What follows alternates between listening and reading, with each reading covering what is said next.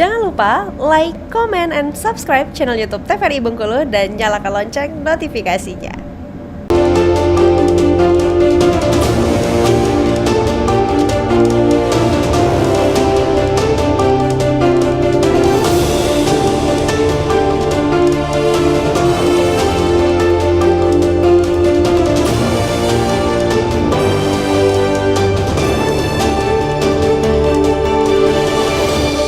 Pemirsa, orang-orang bilang uang tidak bisa membeli kebahagiaan, tapi mereka sedang berbohong. Karena uang bisa membeli kopi dan kopi membuat orang-orang bahagia. Ungkapan ini sangat berkaitan dengan tema Berendo TVRI Bengkulu edisi hari ini, yaitu seni menyeduh dan menikmati kopi. Tentunya bersama saya Pusu Siregar yang akan memandu selama kurang lebih 1 jam ke depan. Tentu saya tidak sendiri pemirsa, kita sudah kehadiran kedua narasumber. Saya akan perkenalkan terlebih dahulu. Yang pertama ada Bang Rino Aprian sebagai barista dan owner Sayo Kopi. Ya. Assalamualaikum Bang, apa kabarnya? Waalaikumsalam, alhamdulillah baik sekali. Sehat ya Bang ya? Kelihatan seperti badan. Terlihat bugar ya Bang ya? Bukan. Berapa gelas hari ini sudah Bang ngopi Bang? Kebetulan hari ini belum ngopi, memang sengaja. Wah kenapa tuh Bang? Malam nanti. Oh, malam. Jadi waktunya ngopi di malam-malam ya Bang? Ya, beda-beda tiap orang ya Bang ya? Siap. Oke. Yang kedua pemirsa saya perkenalkan ini ada Mbak Pebi Prapitasari. Ini lumayan agak berbeda ya ujungnya. Biasanya Puspitasari ya Mbak, tapi ini Prapitasari ya. Iya. Agak berbeda. Ini pengamat dan penikmat kopi. Assalamualaikum Mbak, apa kabarnya? Waalaikumsalam warahmatullahi wabarakatuh. Sehat? Sehat ya Mbak ya? Iya. Udah berapa gelas Mbak hari ini Mbak? Yang pasti pagi, biar melek ya. Kalau sebenarnya nggak boleh terlalu banyak, tapi kalau nggak pakai gula boleh lah ya 3 gelas. 3 gelas lah kurang lebih. Kopinya nggak jahat, gulanya yang jahat. Iya bener, gulanya yang jahat itu ya. Oke. Sejak kapan kalau Mbak sendiri suka dengan kopi nih Mbak? Waduh, kayaknya. Jangan serius-serius sekali ya Mbak yang itu. Iya bener. Mungkin semenjak suka begadang kali ya. Oke. Iya. Skripsi kayaknya. Skripsi kayaknya. mulai skripsi, mulai tes, nah itu udah mulai sibuk dengan kegiatan-kegiatan malam kayak harus dibantu. Ya udah, akhirnya coba lama-lama kok malah asik ya. Iya, karena kan biasanya cewek ini belinya boba gitu kan. Jarang-jarang nih larinya ke kopi nih kan, apalagi biasanya kopi ini diidentikan dengan pria dewasa gitu. Matang gitu. Pria matang. Ya kan Bang? Iya, emang. Tapi Mbak tertarik kopi berarti karena awalnya karena begadang gitu dia. Ya sebenarnya awalnya itu ya, tapi makin lama kok kopi ini makin menarik ya untuk diketahui gitu. Ternyata itu luas sekali informasi tentang kopi, bagaimana jenis-jenisnya, kemudian ternyata cuma sekedar beda suhu derajat ketika kita menyeduh aja ternyata dia berubah rasa kayak gitu. Jadi lah kok bikin penasaran ya gitu. Jadi akhirnya bolehlah dipelajarin gitu. Ternyata menarik gitu. Makin dipelajari makin menarik dan banyak yang bisa kita coba. Apalagi se-Indonesia. Cobain tuh dari Sabang sampai Merauke, jenis kopinya beda-beda, rasanya beda-beda. Berarti Mbak udah ada sampai di titik itu nih ya Mbak ya? Membandingkan rasanya di tiap daerah, ditanam di ketinggian berapa itu beda-beda sebenarnya Mbak? Ya rasanya. Ya mungkin karena memang itu tadi kan penasaran kan. Ya emang apa bedanya kan sama-sama di tanah gitu, ditanam kan. Tapi kok bisa beda, yang satu kok agak asam, yang satu kok ada rasa-rasa buah gitu-gitu. Kok yang ini pahit gitu, yang ini kok walaupun nggak pakai gula tapi kok enak kayak gitu. Kok manis ujungnya. Kan ujung-ujungnya manis. Jadi seninya itu di sana ya Mbak? Iya benar. Ketika kita memperdalam, mencari historinya di situ seni kita dalam menikmati kopi. Iya, dan identitas mungkin ya. Oke, itu garis bawah juga deh Mbak, Ya, identitas. betul.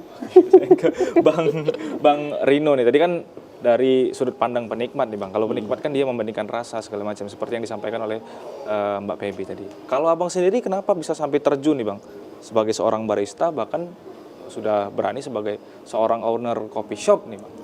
Iya, jadi kalau awalnya sih nggak ada faktor yang lain. Faktornya itu cuma butuh uang. Udah realistis aja lah ya Bang ya.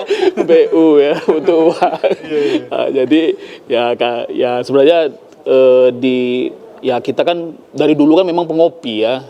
Dari muda-muda kita kalau misalnya ada apa-apa pasti kopi duluan lah.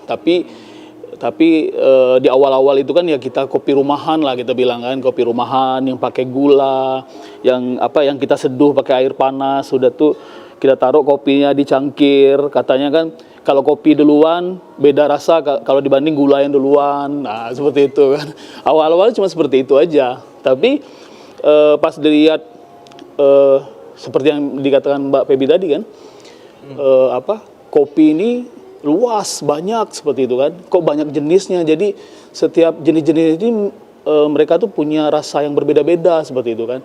Ada taste sendiri seperti itu. Nah, jadi pas dari situ ya pengen coba kan. Oh, ternyata memang beda-beda ini kopi-kopi seperti itu kan. Jadi kopi robusta kita yang di Bengkulu aja misalnya yang ditanam di Kepahyang dengan ditanam di Rejang Lebong Curup itu beda rasanya seperti itu. Apalagi kopi-kopi yang grade tingginya kan, yang kopi-kopi yang grade yang terbaik seperti itu kan. Nah, itu juga punya cita rasa yang lebih seperti itu. Oke, saya penasaran sebetulnya sebenarnya yang membedakan grade kopi itu apa? Ini grade-nya ini kelas A nih, ini segala macam. Saya penasaran. Itu kerjaan key graders.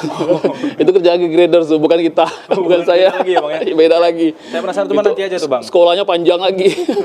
Saya lebih penasaran sebenarnya karena kan ada orang sampai dia penikmat kopi puluhan tahun mungkin Bang, belasan tahun sampai puluhan tahun sampai usianya tua, tapi dia ya nggak tahu berubah ya caranya seperti menikmati itu. kopi tuh. Ya. Udah kopi buat di rumah dengan cara Tubruk kopi ya. tubruk gitu ya Bang. Tuang air panas nih kan. Nah, Abang bisa bertransisi nih Bang sampai kopi yang dalam tanda kutip lebih serius ya Bang. Mengeksekusinya bahkan Abang sampai jadi barista itu kan artinya Abang ingin memperdalam lebih jauh. Nah, itu momentumnya seperti apa itu Bang? Tapi sebelumnya saya bukan barista, saya tukang kopi. Ini biasanya merendah nih Pak. Saya tukang kopi. Biasanya barista yang ori itu yang seperti ini ya, nggak mau ngaku barista biasanya. Iya ya. Jadi cuman tahu nyeduh aja seperti itu kan, cuman tahu nyeduh, tahu minum kopi, tahu gimana caranya bikin kopi yang enak. Ya, itu cuman namanya barista lah Pak. Tahu acidity-nya gitu. Nah, itu berat itu ya. Nah, momentum awalnya seperti apa Bang bisa karena kan kalau misalkan ya sudah sebagai penikmat aja mungkin sampai belasan puluhan tahun cara menikmati kopinya sama tuh Bang. Udah kopi tubruk di rumah tadi. Nah, Bang, Ya, jadi bisa sampai seserius ini tuh seperti apa? Jadi di kopi ini kan memang luas sekali ya seperti yang awal tadi saya bicarakan. Jadi kalau kita lihat pengopi di Jepang, oh dia punya cara sendiri seperti itu kan. Kok dengan cara seperti ini kok menghasilkan kopi yang seperti apa? Emangnya apa bedanya seperti itu kopi kita sama kopi mereka seperti itu kan? Pas kita coba kopi-kopi kita seperti itu kita pakai pola-pola mereka seperti